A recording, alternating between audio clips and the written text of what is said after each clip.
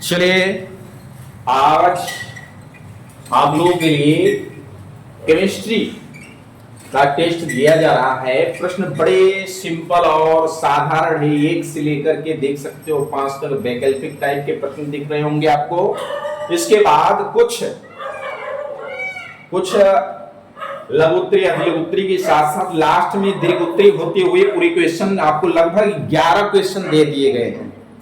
आपको ध्यान देना है, इन 11 प्रश्नों को अपनी कॉपी पे लिखकर इसके जवाब को आपको हमें देना है। तो आइए पहला प्रश्न देखते हैं क्या है। सिरके यानी सिरका, तो सिरका का जो पीएच मान होता है वो कितना होता है, पीएच वैल्यू पूछा गया है पहला प्रश्न। दूसरा है 0 अगर पीएच मान है किसी भी मटेरियल या पदार्थ का, तो उस पदार्थ की प्रकृति कैसी होगी, वो पूछा गया है। तीसरा क्वेश्चन है विरंजक चूर्ण का अणुसूत्र लिखना है, सूत्र विरंजक चूर्ण का। चौथा प्रश्न है किन्हीं 2 प्राकृतिक सूचकों के नाम बताइए, सूचक इंडिकेटर्स आपको पढ़ाई गई है।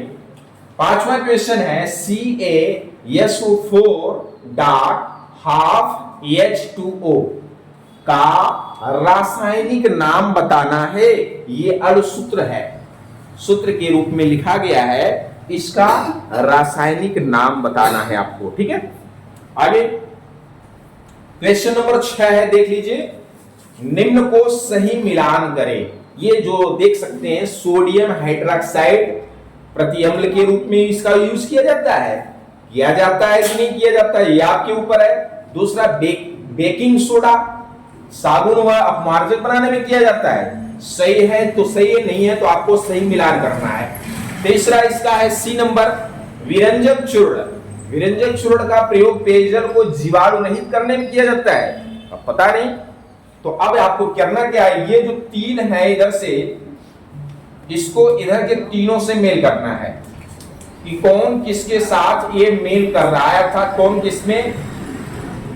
किसके साथ यूज किया जाता है, उपयोग। एक तरह से अगर आप उपयोग पढ़े होंगे तो ये उपयोग ही है, तो बड़े आराम से मेल कर सकते हैं। हो सकता है इसमें कुछ मिलान भी हो या कुछ न मिला हो, तो उसको आप देखिए ध्यान से। चलिए 7 नंबर प्रश्न देखते हैं। एक विलयन में हाइड्रोजन आयनों की सांद्रता 10⁻⁸ मोल है। कितना है? 10⁻⁸।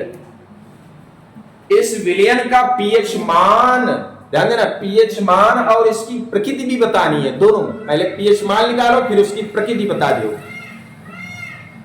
8वां नंबर आ जाइए। अब थोड़ा प्रश्न दीर्घ उत्तरी की तरफ चल रहे हैं।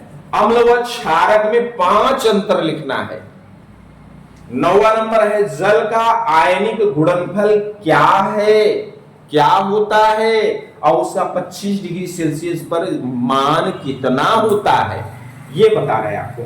10 नंबर का प्रश्न है बेकिंग सोडा का अणुसूत्र, अणुभार, निर्माण विधि व उपयोग लिखना है। 6 नंबर का प्रश्न है बोर्ड में, यहां पे भी 6 नंबर ही है, मान के चलिए।